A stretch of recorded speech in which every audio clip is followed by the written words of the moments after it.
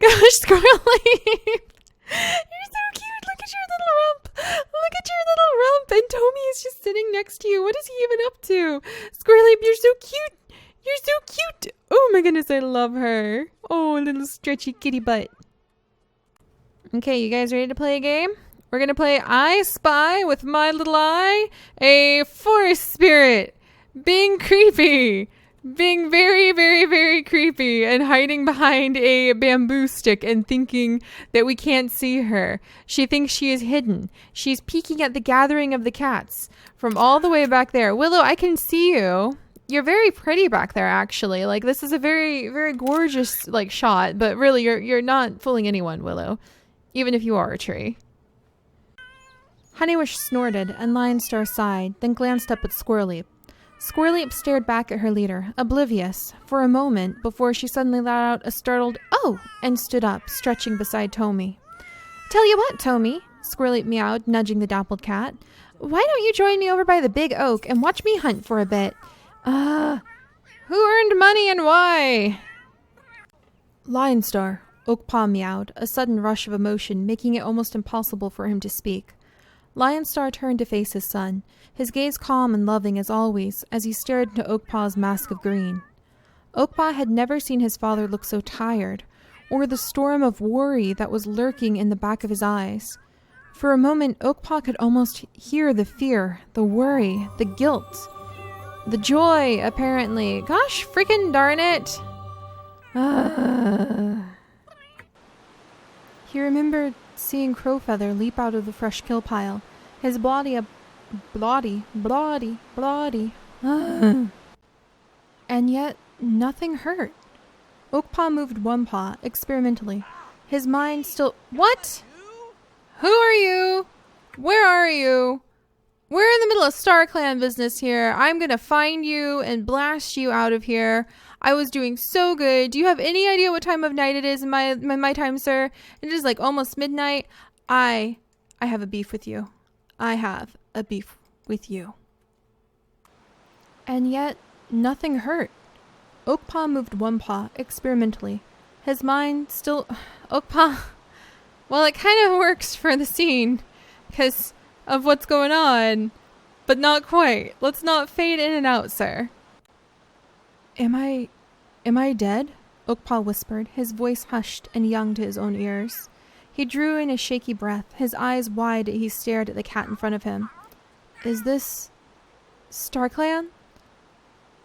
Really? That's not the way to act, StarClan cat. Oakpaw gasped as he opened his eyes, then nearly closed them again as the devastation of what he saw— Willow, your butt does not need to be in this shot. Willow, darn it!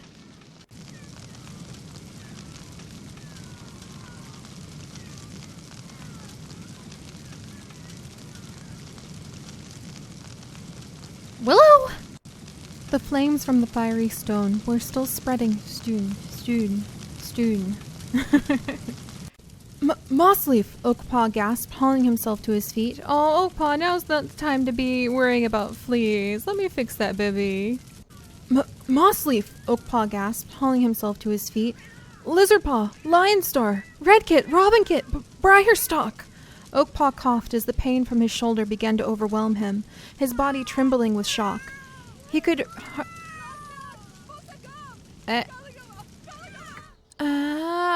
I teleported— Willow, for crying out loud! I teleported you far away from here! Stop interrupting. Mossleaf! Oakpaw gasped, hauling himself to his feet. Lizardpaw! Willow? Stay still, Oakpaw. The small brown medicine cat's voice was firm and calm, despite the fire that roared through the forest behind them. Oakpaw gasped softly as his gaze met his— Well, not quite. Stay still, Oakpaw. The small brown medicine cat's voice was firm and calm, despite the fire that roared through the forest behind them. Oakpaw gasped softly as his— Not quite. Stay still, Oakpaw. The small brown medicine cat's voice was firm and calm, despite the fire that roared through the forest behind them. Oakpaw gasped softly as her gaze met his. Rather than be afraid, her green eyes were like smooth circles of gemstones, her gaze unwavering. Another branch exploded into flame somewhere in the camp behind her, and she didn't even twitch an ear. Instead, her attention remained completely focused on Oakpaw. Listen to me carefully. You need to move as little as possible until I can get a better look at you. You may have damaged your spine or hurt your neck. Briarstock, you were said, what? No, I was so close. The kits are fine. Silverfang and Honeywish are with them right now, actually. Dogaze murmured, her voice muffled as she looked at the cuts at his side, pulling his long orange fur out of the way so she could work. Rob and Kit got hit by a branch and The kits are fine. Silverfang and Honeywish are with them right now, actually, Dogaze murmured, her voice muffled as she looked at the cuts at his side, pulling his long orange fur out of the way so she could work. Red Kit got hit by apparently a full moon, which just had... I'm gonna have zombies popping up now, aren't I? Oh great, I'm trying to film one of the most dramatic scenes that has happened in the series yet. Now I'm gonna have zombies. Dogaze, no! Oakpaw meowed again, his voice desperate. Oops, Oakpaw. Also, just in case you guys were wondering what Willow is up to while I'm busy shooting the fire scenes of doom that are currently happening at the main camp for the whole meteor crashing into the camp arch, well, I had to shove her on a beach as far away as I could possibly get from their lot because she kept running around and screaming at the fire and ruining the tension of the scenes.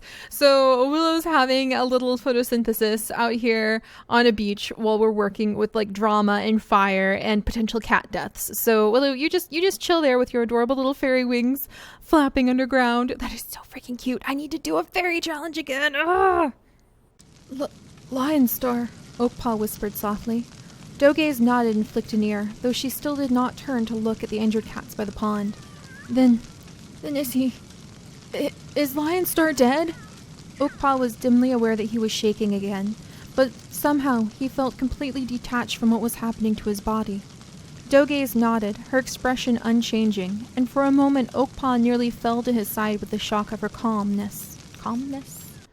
Oakpaw closed his eyes and saw a brief memory of stars falling around him, but it vanished as pain washed over his body and his heart. Then, Lion Star will recover, Dogaze meowed softly. Really, Willow? Really? Really? Now's the time to get your royalties from all those books you've written? Oakpaw moaned softly and curled in on himself for a moment, closing his eyes to the waves of grief. All he wanted to do was wrap himself into a tight ball and cry out until the flames stopped and the pain would ebb away into the oblivion of sleep. But he struggled through his thoughts, pain and memories making his head pound until it felt as though his skull were cracked. What? So I'm back at the StarClan scene with Oakpaw when we were having his little vision after the meteor fell. And I came in and I was getting ready to do some more recording, and for some reason, Trout Shadow's furry rump has shown up basically in StarClan while I'm trying to record a special StarClan scene. So thanks for that, Trout Shadow. No idea what you're doing here, but glad to know maybe you have some medicine cat traits in you. Who knows? You're such a goofball. Branch Star twisted in the thick ferns, pulling through the grasping branches of all the leafy bushes around him with taste. Branch Star twisted in the thick ferns, pulling through the grasping branches of the... Branch Star narrowed his eyes and slowly leaned back, sheathing his claws and forcing his fur down to as casually... Ugh, dang it! Lordy, you nearly gave me a heart attack! Rude! Do this big dramatic scene, and then the next thing I know, scary thing shows up, and I have him on to get rid of zombies, and yet they come again and again. Again and again. And this one's another entry for what do the forest spirits get up to when we're not looking. And someone actually had an amazing suggestion, and I wish I could dig through the thousands of comments to find it again. So if you were the one who suggested this, shout it out and everybody thumbs them up so I can see it again, of doing kind of a funny alternative universe side series where we actually look into what Slate is up to, and we kind of see or Willow as well, and we see what the spirits of the land do when we're not looking, because it apparently involves a lot of getting juiced. And then Willow just had a level up in the jock status, the jock social group when I wasn't looking. So apparently Slate, He's not juiced this time. He is amused. Something has entertained him. And it looks like he's off to join the firefighter career, and he's hanging out with the, like, Weatherstone. So that's what he's up to, and we'll just have to figure out what the heck is going on. But I thought I'd share this little tidbit with you, just so you know what our spirits of the land are doing when we're not looking.